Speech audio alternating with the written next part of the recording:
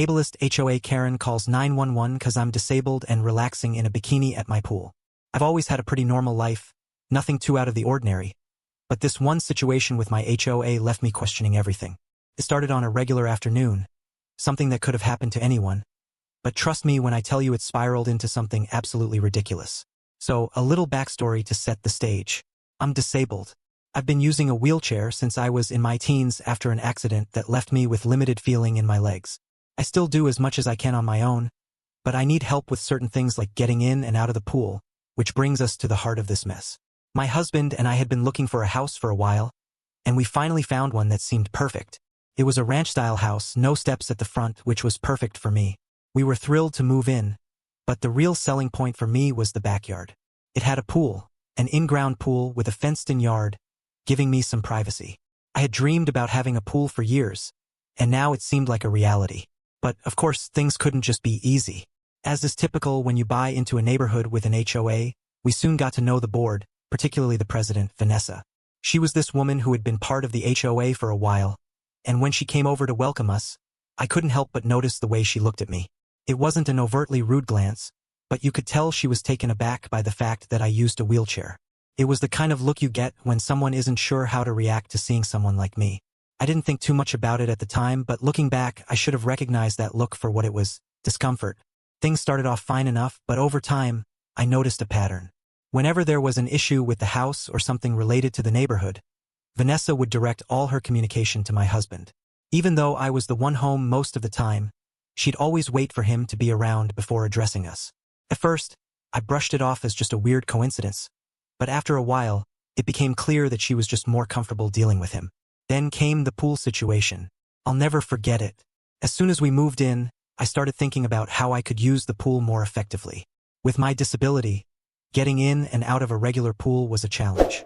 So, we submitted a request to the HOA for some modifications to the pool area.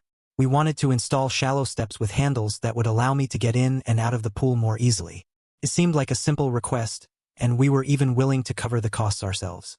I'll tell you, getting the HOA's approval was like pulling teeth. We submitted the request in the spring, thinking it would be an easy win. But as winter rolled around, we hadn't heard a word back. My husband and I emailed Vanessa and called her multiple times, and each time we got the same response. Either no response at all or an excuse that she was too busy with other matters.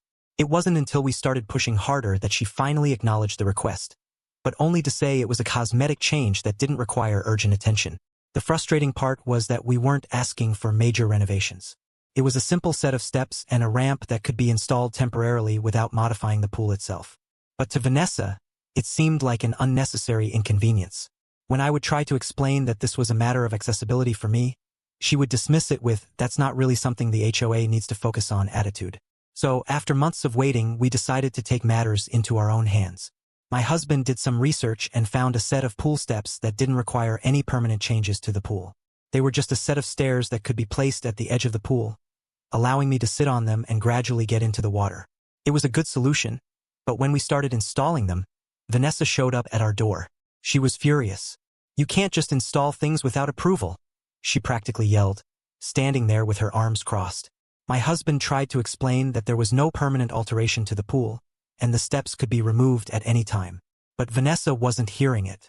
"This is a violation of HOA guidelines," she insisted, despite the fact that nothing had been drilled into the concrete. We tried to reason with her, but she wouldn't budge. I'm not one to back down easily, especially when it comes to my rights, but it felt like no matter what we said, she was determined to make this a bigger issue than it needed to be. Eventually, she left, promising to talk to the HOA board, but we never heard anything back. The whole situation left me feeling frustrated and helpless. It wasn't like I was asking for the moon, just a way to enjoy my own backyard and pool more easily. But Vanessa's attitude made it feel like I was some kind of burden. Weeks went by and I finally got a chance to use the pool. After a long day of work, my husband and I went out to the backyard, and I decided to sit by the pool to catch some sun. My husband jumped in to swim, and I just settled into my chair, feeling the warmth on my skin. I had always loved the water, but getting in was such a struggle. The steps we had installed weren't the perfect solution, but they worked. I was wearing a bikini because, frankly, it was hot, and I wanted to feel comfortable. The whole point of having a pool was to enjoy the freedom it gave me, to not worry about what others might think or say. I was in my own backyard, and I deserved to relax. My husband and I were talking, enjoying the afternoon when I heard something that made my stomach drop. A scream. It wasn't a normal scream either. It was shrill, almost like something you'd hear in a horror movie. I turned to see Vanessa standing at the fence, looking completely enraged. Without even a moment's hesitation, she stormed into our yard, heading straight toward me. Her face was red, and she was sputtering, her words barely making sense. "You're inappropriate. This is indecent," she yelled, pointing at me, shaking with anger. I was shocked.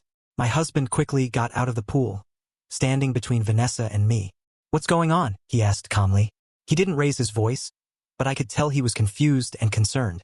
She kept yelling at me, saying I shouldn't be wearing a bikini in front of others, even though our yard was fenced in and completely private. "People might be able to see you," she shouted. "It's wrong to flaunt your body like that." I couldn't even process what was happening. I asked her what was wrong with my choice of clothing. It was my yard, and I had the right to wear whatever I felt comfortable in.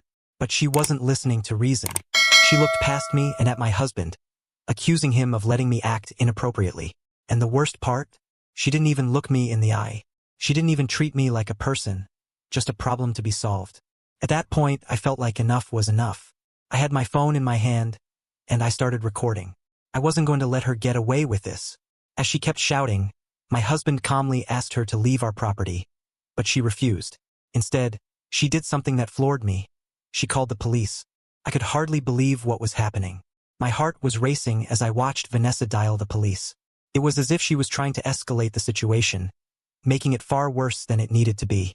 I had never felt so humiliated in my life, and the fact that she was willing to go that far over something so trivial made me feel like I was in the wrong somehow, even though I knew I wasn't.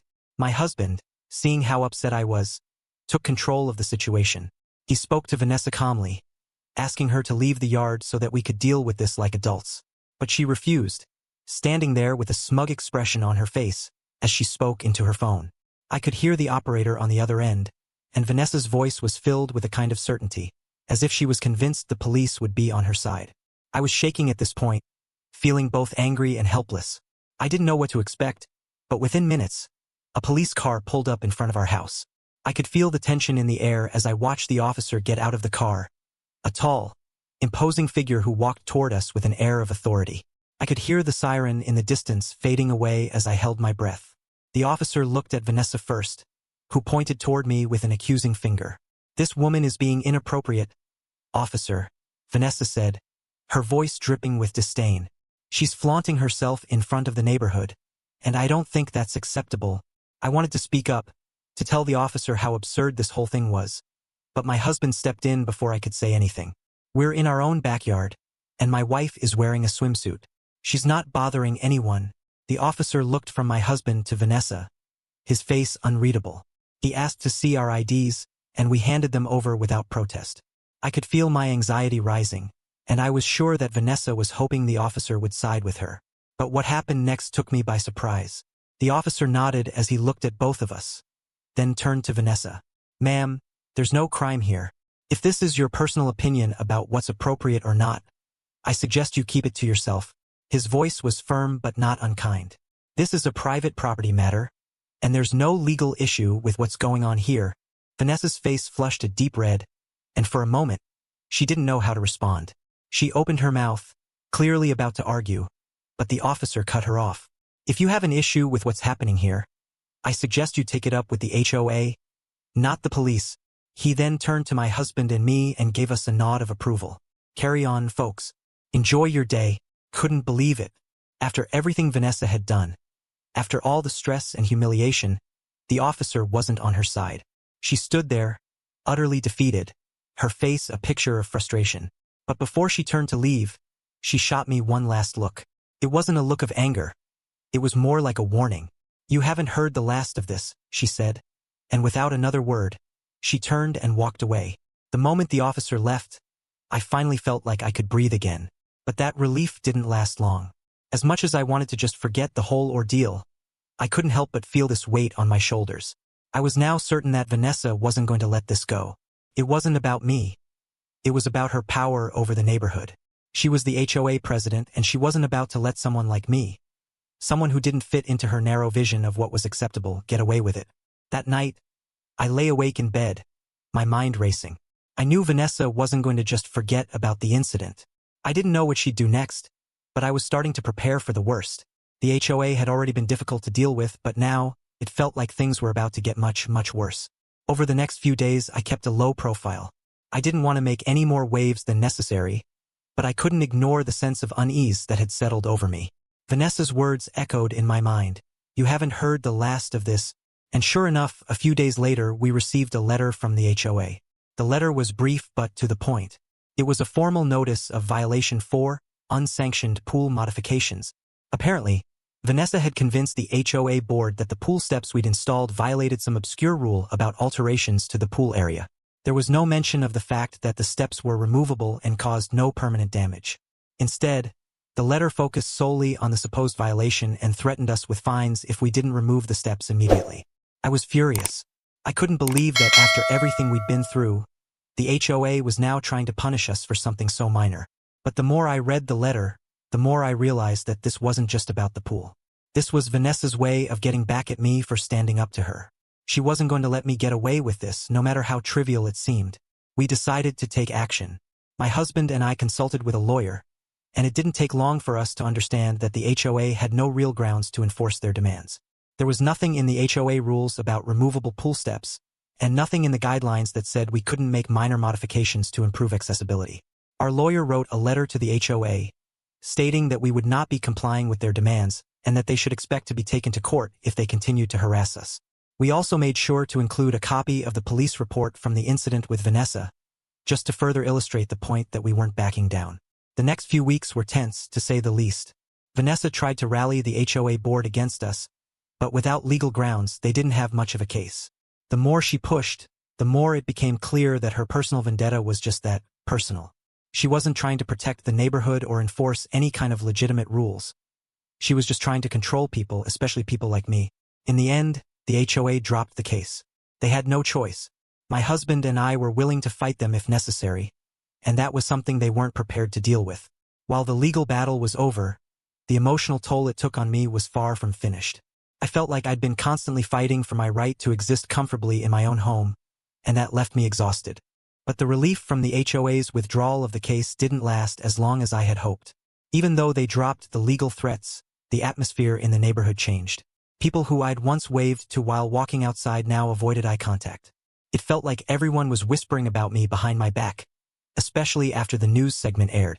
I never realized how much influence an HOA president like Vanessa could wield, not just in the boardroom but in the everyday lives of the residents. It wasn't long before we received another notice. This one wasn't from the HOA, but from our local city council. Apparently, Vanessa had sent a complaint about the pool steps, claiming that our modifications violated city zoning laws. I was stunned. The complaint wasn't even about the pool itself but about the aesthetic of it and how it supposedly ruined the overall look of the neighborhood. Vanessa had taken her vendetta against us to a whole new level. By now, I had grown accustomed to the idea that people like Vanessa would stop at nothing to tear you down, and I was ready to fight back again. My husband was adamant that we weren't going to back down from this. The whole point of our pool was for me to regain some independence, to be able to enjoy the outdoors like everyone else. There was no way we were going to let her take that away from me. We hired another lawyer. This one was a local expert in property and zoning laws, and explained the situation. After reviewing the case, she reassured us that there was no legal precedent for what Vanessa was trying to do. It seemed like Vanessa was grasping at straws, trying to create problems that simply didn't exist. Let's play this by the book, our lawyer told us. You've done nothing wrong. And as for the neighbors, they're just intimidated by her. Don't let that pressure you. That advice gave me some peace of mind. We spent the next few weeks gathering documents, including the police report from the previous incident, the letters from the HOA, and even a detailed description of how the pool steps worked. It was clear that we had the law on our side, and I was determined to make sure Vanessa knew that she couldn't bully us out of our own home. Then the city council hearing date arrived. Felt like a strange mix of nerves and excitement. We were ready, but we also knew that this was going to be a battle. My husband and I dressed in business casual clothes, making sure we looked professional, even though we were dealing with something so personal. When we walked into the council chambers, we could feel the eyes on us. Vanessa was already sitting at a table, talking animatedly to a few of the council members. She looked confident, maybe even smug, as if she knew the outcome was going to go in her favor. I couldn't let that intimidate me.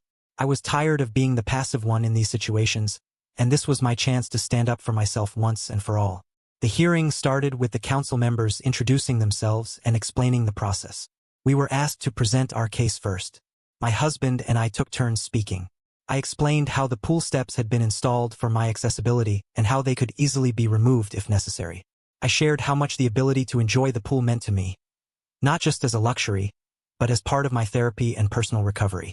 As we spoke, I noticed Vanessa shifting uncomfortably in her seat. It was clear she didn't expect us to be so well prepared. When it was her turn to speak, she stood up and presented her case with the same accusations she'd made before.